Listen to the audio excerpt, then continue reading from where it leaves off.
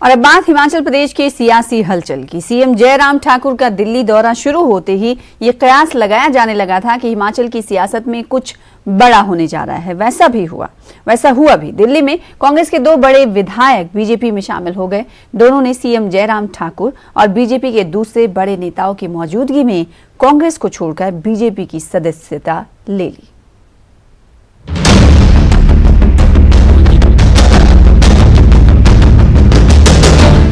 हिमाचल प्रदेश में कांग्रेस को बुधवार को दो बड़े झटके लगे। हिमाचल कांग्रेस के पूर्व कार्यकारी अध्यक्ष और कांगड़ा से कांग्रेस विधायक पवन काजल ने बीजेपी का दामन थाम लिया।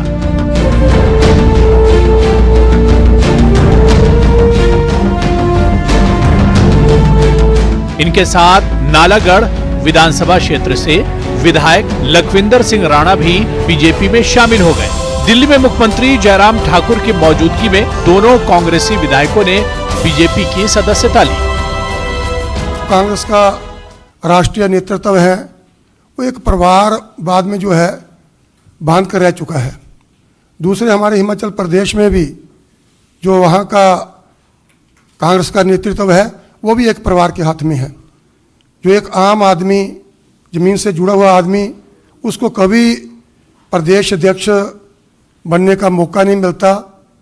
तो दूसरे आज हम जो है इन्हीं कारणों से जो है यहाँ पर जो है भारतीय जनता पार्टी की जो सदस्यता ग्रहण कर रहे हैं।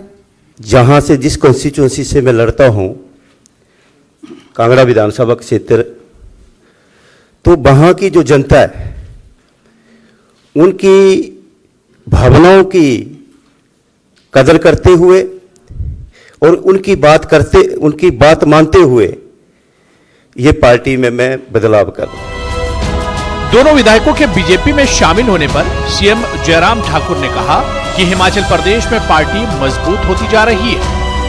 तो जहां इस प्रकार से कांग्रेस पार्टी को छोड़ करके भारतीय जनता पार्टी में शामिल होने का ये क्रम चला है, उससे स्वाभाविक रूप से हिमाचल प्रदेश में पार्टी मजबूत होती जा रही है। यहां सीएम जयराम ठाकुर ने हिमाचल में परंपरा के उलट फिर से बीजेपी सरकार बनाने का दावा भी किया।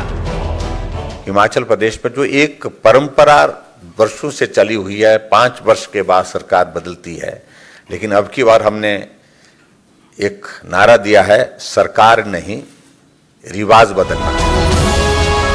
उधर कांग्रेस ने कार्रवाई करते हुए बीजेपी में शामिल हुए दोनों विधायकों को पार्टी से 6 साल के लिए बाहर का रास्ता दिखा दिया। Bureau report, news 18।